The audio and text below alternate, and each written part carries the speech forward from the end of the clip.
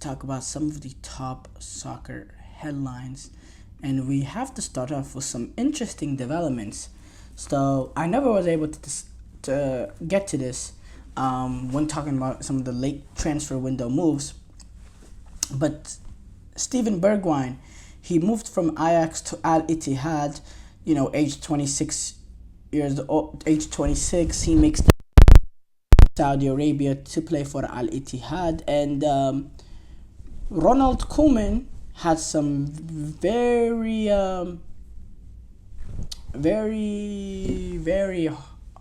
harsh reaction to it, sort of slamming the transfer, and has essentially, banned him, from playing for the Netherlands. Ronald Koeman came out saying he's prioritizing financial ambition over the sporting aspirations, and and then when asked about the Wijnaldum situation, which is different, obviously, Koeman said Jorginho Wijnaldum once went that way because he had a problem at Paris Saint-Germain. He could only go to the country to play football until January. In Bergwijn's case, is that he goes at the age of 26. Sporting ambition does not prevail. Not everyone thinks, fortunately, the same way. I think when you're 26, the main ambition should be sporting and not financial. But those are choices players make. He could have stayed at Ajax. He could have stayed at Ajax, couldn't he? And I think they pay okay at Ajax too. But yes, it's his choice. I haven't been in that situation myself. I could go to Barcelona. I think if Bergwijn could have gone to Barcelona, he wouldn't have gone to Saudi Arabia either. The book is basically closed for him, though. He has not contacted me about this. I think he knows how I think about this. Yeah, that was interesting. Wow.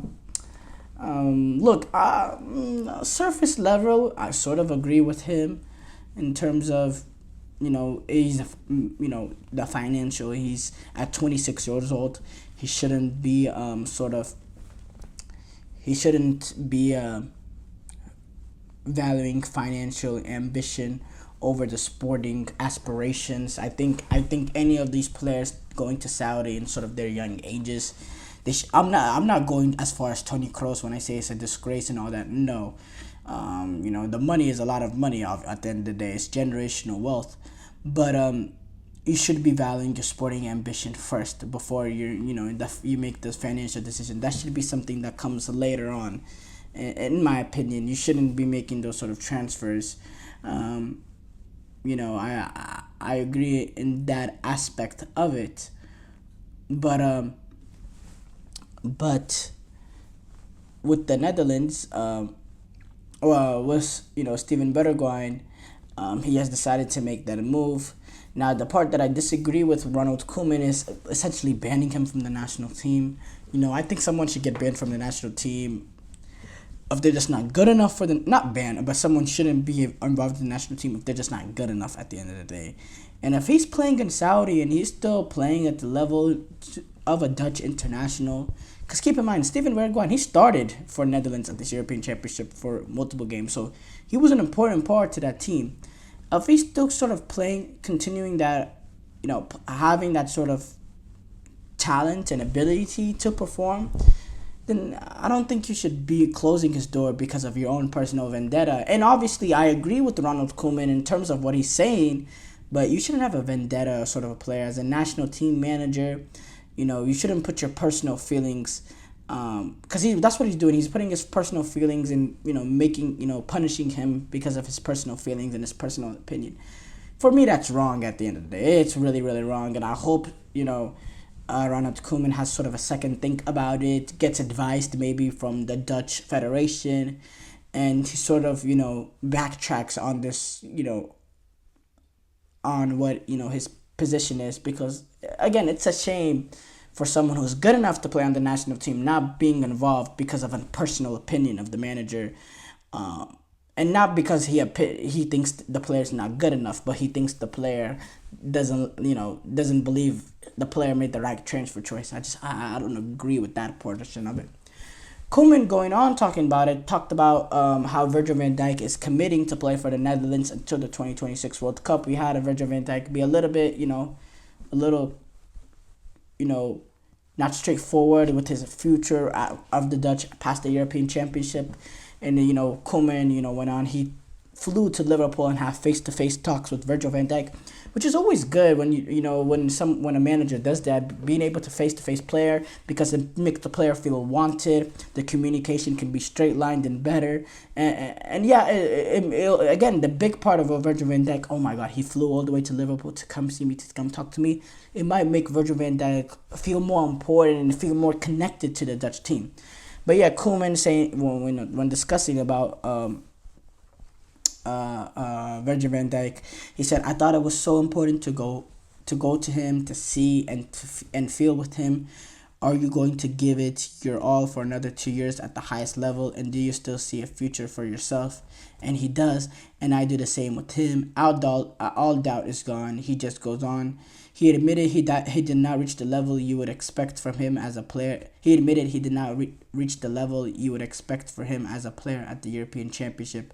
As a captain, I think he did a great job, but perhaps as a result, he put too much energy into others rather than into himself.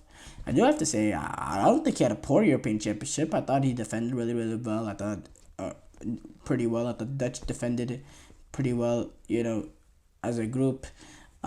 They did reach the semi-final, in which they made their sort of mistake on that final goal, allowing Ollie Watkins to get, or semi-final, I don't know if I said final, semi-final, but yeah, that game-winning late goal by Ollie Watkins. They didn't make that sort of mistake, but yeah, I didn't think, But, Virgil van Dijk, he has high expectations, high aspirations, and it's good to still see him involved in this team because, he sort of had a late start to his international career. Not that he wasn't capped early on, but we didn't really see him at a major international tournament till the World Cup in 2022. Van Dijk right now, he's 30.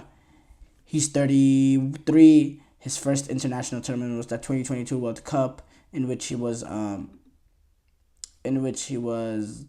31 or so. He was, he should have been involved in the 2021 Euros, but he picked up that ACL injury. But yeah,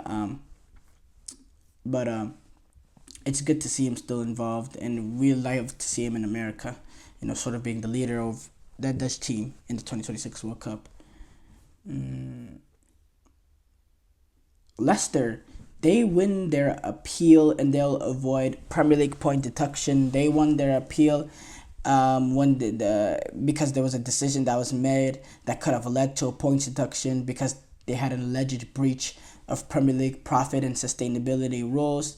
Leicester, they're back in the Premier League after winning the championship this past season, but and they appealed this on the basis that the independent commission ruling on the case did not have jurisdiction, which ended up being upheld by an independent appeal board. So yeah, Leicester, they will not be deducted points this season. Leicester said in a statement, Leicester City welcomes the appeal board comprehensive decision, which supports our consistently stated position that any action against the club should be pursued in accordance with the applicable rules.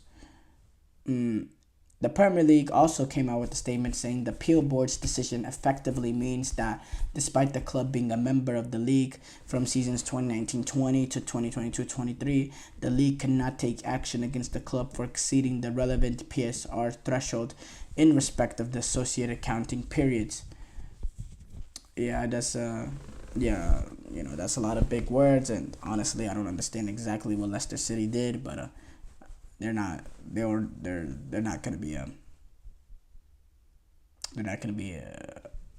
have a point deduction.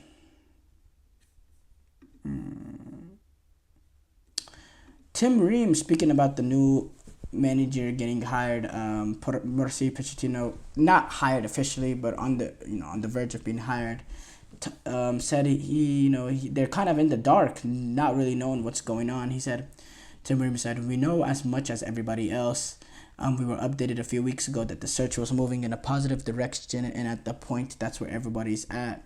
We feel and have been told that when something happens, we will know, and everybody else will know pretty quickly after. So we are updated, but we have not been told anything is final up to this point. We know a lot of sources came out saying Pochettino has agreed to become the new manager of the USMNT in August, but the contract has yet to be signed because of a contractor issue. Chelsea have given with the fact that he left, mid contract at the end of this last season. And yeah, it's gonna be important. Mickey Vargas, he'll be the interim manager for this team as they prepare for friendlies against Canada and New Zealand, and yeah, we look forward to the official hiring for Mauricio Pochettino, so that he can really get into the team and make an impact, which I'm sure he will. Thank you guys for tuning into the GSMC Soccer Podcast presented by the GSMC Sports Network. Your support means a lot to us, so please remember to subscribe to the show and leave a positive review. It really does make a difference. We also invite you to follow us on Facebook, Twitter, TikTok, and Instagram for more content updates. Thank you once again. Have a wonderful, wonderful day.